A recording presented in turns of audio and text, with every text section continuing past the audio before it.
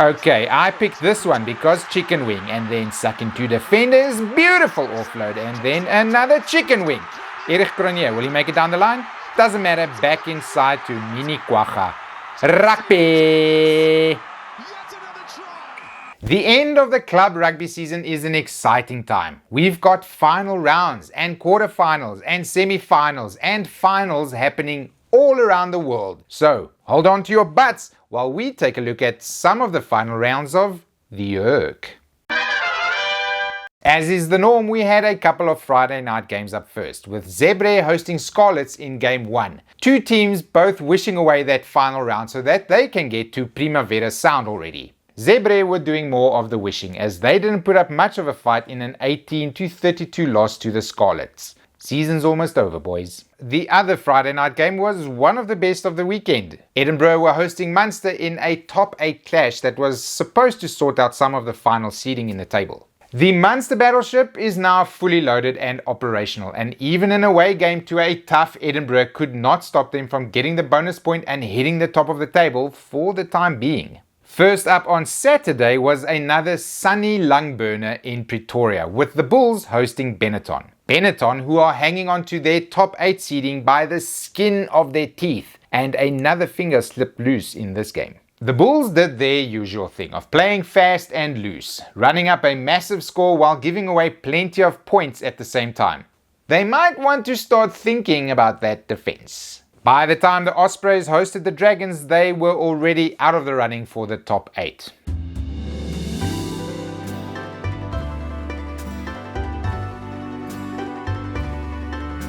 The only thing left to play for was the Welsh Shield. Remember those? And they duly delivered with a 26-13 win. Congrats on the silverware. Yes, I did not watch the Lions hosting the Glasgow Warriors live, and I have been getting shit for it from minute 52 on Saturday. 10-ish kilograms of meat wasn't gonna braai itself, you know. I have, however, been getting lots of thanks from fans of Munster, the Bulls and Leinster. So, my pleasure. I am obviously very integral to how the Lions perform on the field.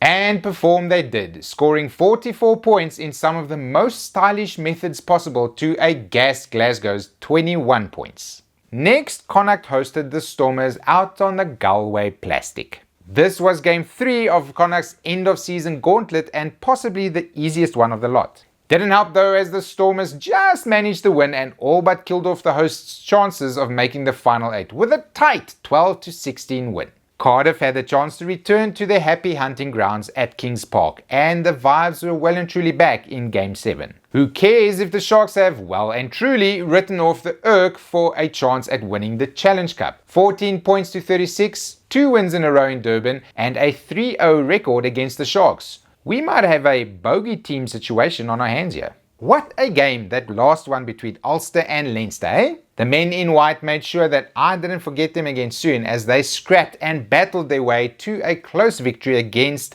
their countrymen? Is it?